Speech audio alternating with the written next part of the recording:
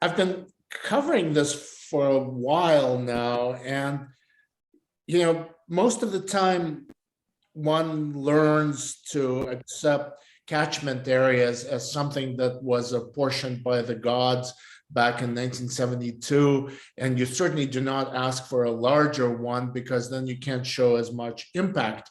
This seems to be changing. So we feel that we're in a really unique position in Seattle. And we think that our current catchment area of the 13 counties of Eastern Washington has been a terrific catchment area for us in the past, but we really believe that we should be covering the entire state of Washington. And then as our outreach to other areas, I believe that Alaska is an area that we want to have a significant presence in as well, although we're not going to formally add that to our catchment area yet. And we do recognize, Paul, that when you expand your catchment area, this is something you've got to be committed to. So I'd say two reasons. The first is why expand it?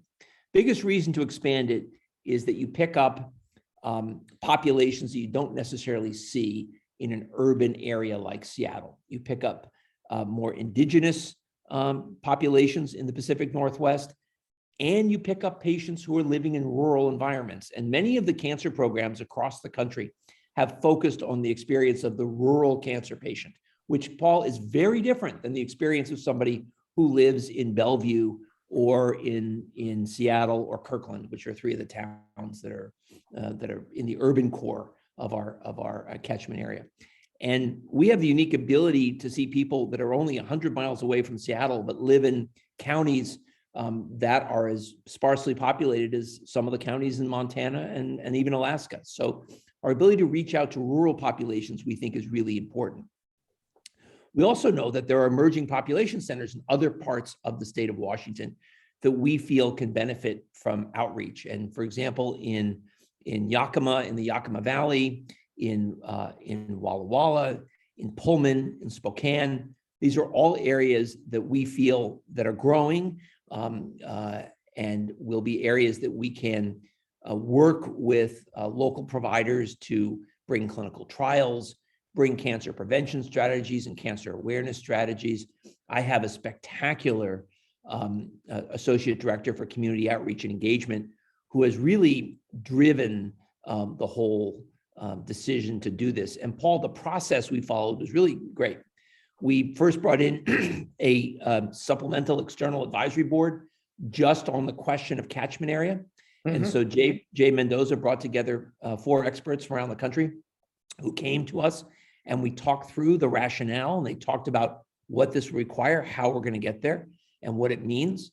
And then we presented this to our external advisory board, chaired by Eric Small, and presented to him the rationale for why we felt that this expansion of the catchment area made a lot of sense. And we even toyed with the idea of, do we include the contiguous parts of Idaho and Alaska right now? And they may be areas in the future that we'll look at.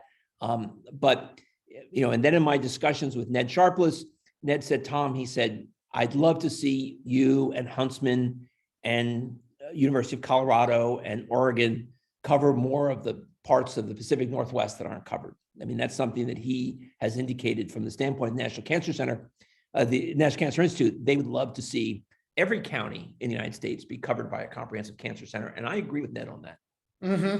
Oh, that's fascinating. So how long ago did you start this process? So we started looking at catchment area about a year ago when we first had a discussion with our ESAB, with our External Scientific Advisory Board. One of the things I think is really important in the cancer center process is a great relationship with your ESAB, and how the relationship with your External Scientific Advisory Board influences your strategic plan. Because what we're finding in the world of the CCSG is that integration of the strategic plan and the strategic planning process is so critical to how we evolve as a center. So we started the discussion with them a year ago. We continued that as part of our strategic planning process. And that's when we internally decided we wanted to expand it. And then we brought in the external group that focused just on expanding the catchment area. And then we confirmed it with our EAB once we had gotten all the numbers and the demographics that show what our catchment area would look like, how we're reaching out right now, what kinds of gaps we have, what do we need to fulfill to meaningfully make sure we're addressing the cancer research needs of the eastern part of the state. These will all be important points as we move forward. Well, why didn't you include Alaska, and why stop at the Washington border? Because Idaho is going actually to Huntsman at the moment. So I'd say a couple of things. I think our issue with Alaska is we have a lot of great relationships with oncology practices in Alaska, and we look forward to, I'm pretty sure Alaska is the third most populous state for patients who come to the SCCA. So we already serve a lot of patients from Alaska, and the large indigenous population in Alaska is extremely appealing. As every cancer center director knows, you've got an obligation to your catchment area, but then you have an obligation to areas that are right outside your catchment area. How do you reach out to areas outside of your catchment area? And we've decided for this submission in 23 and 24 that we'll be reaching out to Alaska in this one. And if we find we're able to enhance the relationship, we would be delighted to consider adding Alaska to our catchment area, but we're not there yet. And it's not simply a question of divvying up a map and claiming territory.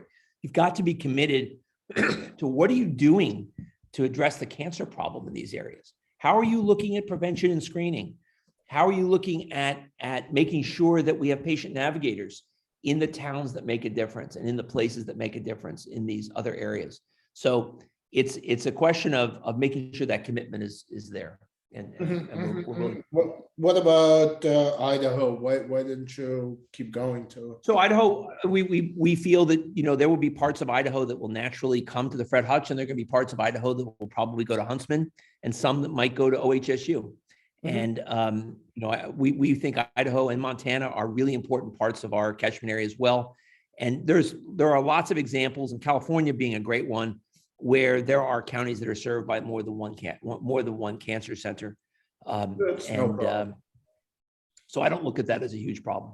Yeah, it's not an overlap is a good thing. Look at New York City or Boston. Exactly. Right. Or Boston. Right. Correct.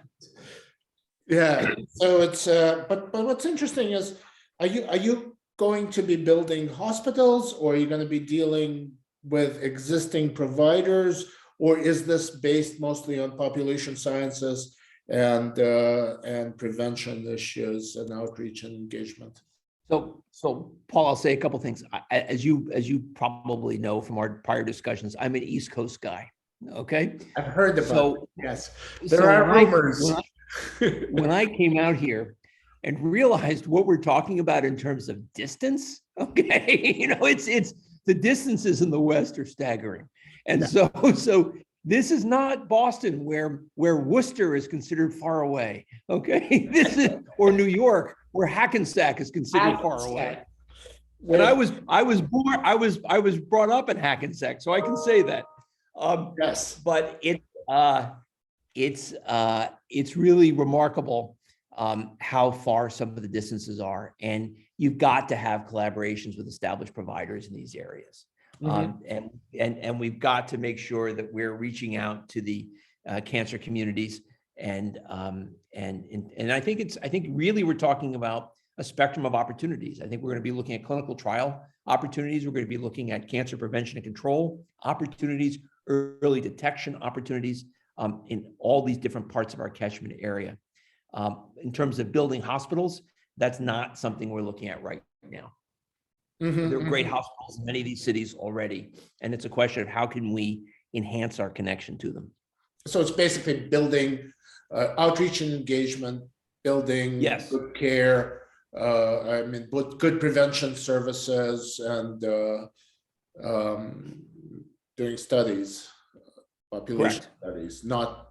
And what about clinical trials? You can bring them, of course, you will have to bring them to your catchment area, but you didn't go, your catchment area was pretty conservative because you could have. It's not, remember the catchment area, so from here to Spokane is a good 5-hour drive. We look at the fact that we understand that 80% of cancer care in the United States is provided by local oncologists in community practices, and enhancing the ability of community practices to have clinical trials that are applicable to the patients they see are really important. And so that's something I felt strongly about when I was at Yale, and something I felt strongly about at Harvard, and I feel even more strongly about at the Hutch because of the unique nature of the Northwest. So, but people who are, say, in Idaho, who are part of your kind of realm, or Alaska, when they go on clinical trials, they will not be going on the clinical trials that the Hutch would be a part of the CCSG, for example. Well, no, but some might. So, I mean, for example, there may well be patients who, one of the things, Paul, that we're looking to do in the new Fred Hutch Cancer Center is we want to have a cellular therapy option available for every tumor type. Okay, now we're not quite there yet, Paul. That's an ambitious goal. But if we have a patient who's got an adenocarcinoma of the lung, who's eligible for a cellular therapy trial at the Fred Hutch, and they live in Idaho, or they live in Eastern Washington, or they live in Alaska, we would love them to participate in those kinds of trials. So yes, we would hope that there would be some patients, just like, remember when bone marrow transplant started, the vast majority of bone marrow transplant patients in the country flew to 3 or 4 different centers, the Hutch being one of them. And that's how bone marrow transplant got going. I think we're going to see that as we expand cellular therapies into solid tumors. I tend to be somebody who believes that there will be cellular therapy options for patients with solid tumors. There's so much we need to learn to get there, and we're not anywhere close yet. But I do believe that will be part of the future of the new Fred Hutch Cancer Center. Any population sciences approaches to, or actually maybe even genomics approaches to Native Americans? Are you involved in genomic projects? We actually have a fantastic series of grants within our cancer center now that are looking at genomic profiling of lung cancers in Native populations. Really good example of a grant specifically looking at genomics and populations that we have not included in the past. Well, this is all fascinating. Is there anything we forgot? Anything we forgot to mention on the catchment area? Actually, you know what? Here's a question. What does catchment area mean to you? What is it these days? I understand it less and less. Do you understand it better than that? Well, I think that when you look at the enormity of the American West, we have an obligation to bring the very best cancer options to all of the population of the United States. And so here, I think that it's not a question of expanding patient volumes. It's a question of bringing cancer research to communities that don't have options for it in rural parts of the United States. And that, that's not true for a city like Boise. Boise's got a wonderful cancer center in Boise, a community-based cancer program, which is terrific. But Idaho is an enormous state. Okay, it's to go from the Canadian border, it's just enormous. And so there are parts of Eastern Washington and Idaho where I think we're obligated to reach out as a institution that's heavily supported by the federal government through grants. I think we have an obligation to our whole country. And I think that's true with cancer centers all over the country, that each one of us are looking at the unique situation that we're in and how do we meet that need of the population. But with technology, telemedicine, all of this, what is maybe it should be based not on territory, but on modality, treatment modality. I don't know. I'm just wondering, if this were 1972, how would you design the system? Paul, you couldn't imagine doing this in 1972. So telemedicine and remote working has completely changed the nature of what we're able to even think about. And so I think you're right when you say that. I think it allows us to consider, and I think we're going to find that some of the lessons learned from the COVID pandemic will be ways of accelerating and enhancing clinical trial participation by people who are not at the immediate site. The idea that you had to get your complete blood count drawn at the hospital that had the protocol open, and that we would never allow people to have a CBC done remotely. We learned in COVID, you can't live that way. You've got to allow people to do things remotely and to connect with you would be a telemedicine visit. So that's going to be something that has a chance to make clinical trials better. So the world has changed completely, and I think we're just, I don't know, maybe we're seeing just the beginnings of this change right now. I think that's absolutely true. Well, thank you very much. As always, Paul. So we